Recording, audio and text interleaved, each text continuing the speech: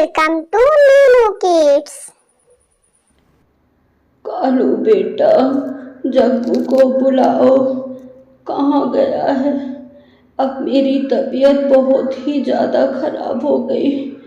अब लगता है मैं नहीं बचूंगी। बेटा, मैं तुमसे कुछ कहना चाहती हूँ। नहीं मम्मा, जग्गू गया है आपके लिए दवा लेने और आप जल्दी ठीक हो जाएंगी मम्मा। नहीं बेटा, मेरे पास वक्त बहुत कम है, लेकिन एक चीज़ तुम मुझसे वादा करो कि मेरे मरने के बाद तुम जग्गू का ख्याल रखोगे और इस घर का बंटवारा भी नहीं करोगे बेटा। इस जमाने की तरह तुम लोग मत रहना। और जो आम का बागीचा है उसमें दोनों भाई मिलकर खाना। बेटा, कभी भाई के साथ धोखा मत करना। इतना कहते ही कालू की माँ तुरंत मर जाती है और कालू जोर जोर से चिल्लाकर रोने लगता है। और तभी जग्गू भी आ जाता है। दोनों भाई खूब जोर जोर से रोने लगते हैं। माँ के मर जाने के बाद 2-3 दिन तक जो घर में अनाज पड़ा था दोनों भाई बनाते और खाते हैं। तभी उसका छोटा भाई जग्गू कहता है, भैया मुझे तो रोटियां बनाने नहीं आती, कैसी रोटी हम बनाकर खाएंगे। अरे जग्गू, तुम चिंता क्यों करते हो? मैं कल ही शादी करने वाला हूँ और तुम्हारी भाभी आ जाएंगी तो तुम्हें रोटियां बनाकर खिलाएंगी। फिर हमारे सारे टेंशन खत्म हो जाएंगे। लेकिन जग्गू, अभी तो मैं शादी की बात करने गौरी के पास जा रहा हूँ। तब तक तुम कुछ पैसों का बंदोबस्त कर लो और कुछ पैसे भी कमा करके लाओ जिससे हम लोग घर के खर्च कर सकें। ठीक है भैया, आप शादी करके भाभी को लाएं और मैं कुछ पैसे कमा कर लाता हूँ। ऐसा कहकर दोनों भाई निकल जाते हैं। कालू इधर गौरी के पास शादी के लिए चला जाता है।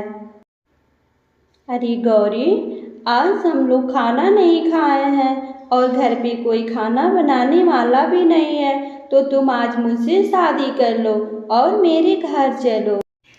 देखिए कालू जी, मुझे शादी से कोई एतराज नहीं है, लेकिन हाँ मैं पहले बता दे रही हूँ कि मुझे काम वाम ज़्यादा करने नहीं आता है और मैं इतना सारा खाना नहीं बना पाऊँगी। अरे गौरी, तुम बेकार की चिंता करती हो। हमारा भाई भूरा है ना, वो घर का सारा काम कर लेता है, सिर्फ उसे रोटियां बनाने नहीं आती हैं। बस तुम 2 रोटियां बना देना, उसके बाद पूरा दिन आराम ही करना। फिर गौरी और कालू दोनों एक दूसरे से शादी कर लेते हैं। शादी करने के बाद कालू गौरी को घर लेकर आ जाता है और तभी जग्गू भी काम से वापस आ जाता है। घर पे भाभी को देखकर बहुत खुश होता है और कहता है, भाई अब हमें माँ की कमी नहीं महसूस होगी और भाभी हमारे लिए अच्छे अच्छे खाना बनाएंगी।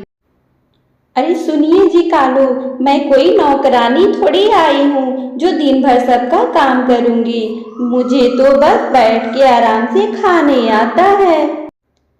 फिर जग्गू हंसते हुए खुशी से वहाँ से चला जाता है। ऐसे कुछ दिन बीतते रहते हैं।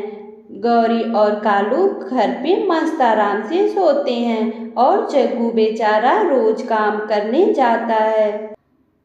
देखिए जी, आज जग्गू घर पे आ रहा है तो उसे सीधे सीधे कह दीजिए कि मुझसे अब नहीं होगा और मैं सबको बनाकर खाना नहीं खिला पाऊंगी। कल के हमारे बच्चे होंगे तो वो कहाँ रहेंगे। तो आज ही आप जग्गू को घर से निकाल दीजिए, नहीं तो कल के घर में वो भी हिस्सा लेने लगेगा। अरे गौरी, तुम पागल हो गई हो? वही तो पूरे काम काज करता है और पैसे भी तो वही कमा कर लाता है। फिर हम लोग बैठ के आराम मस्त से खाते हैं। नहीं जी कालू, हम कुछ नहीं जानते हैं। पैसे वैसे आप कमा कर लाइए और मैं इस घर में बंटवारा नहीं चाहती हूँ। आज जग्गू आता है तो सीधे सीधे आप उसे कह दीजिए कि ये घर छोड़कर चला जाए, नहीं तो मैं ही उसे इस घर से निकाल दूंगी। शाम को जब वापस जग्गू घर आता है तो गौरी कहती है, जग्गू आज तुमने कितने पैसे कमा कर लाए हो? बस भाभी, आज कुछ ज़्यादा कमाई नहीं हुआ। आज हमने बस 100 रुपये कमाए हैं। चलो जाओ जग्गू, तुम्हारे 100 रुपये से इस घर का खर्च चलने वाला नहीं है और आज तुम हमारा घर छोड़ के चले जाओ। अब हमारा परिवार बड़ा होने वाला है, हम तुम्हें इस घर में नहीं रख सकते हैं।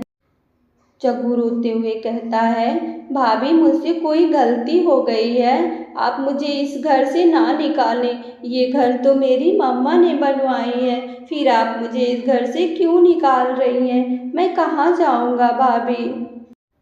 तभी कालू कहता है, जा निकल जा इस घर से, अब तुझे यहाँ नहीं रहना है। बड़ा आया है, माँ ने बनवाया है घर। जग्गू तो बहुत ही मेहनती कौवा था, वह वहाँ से रोते हुए चला जाता है और कुछ ही दिन में अपनी मेहनत से कमाकर अपने लिए एक बड़ा सा घर बना लेता है और कुछ पैसे भी इकट्ठा करके रख लेता है। इधर गौरी के अंडे से एक लड़का पैदा होता है और कालू कौवा तो बहुत आलसी था ही। गौरी अब उसे दिन रात डांटती है कि अब तो हमारा बेटा हो गया है, अब बैठने से काम नहीं चलेगा, अब जाएं और अब कुछ पैसे कमा कर लाएं।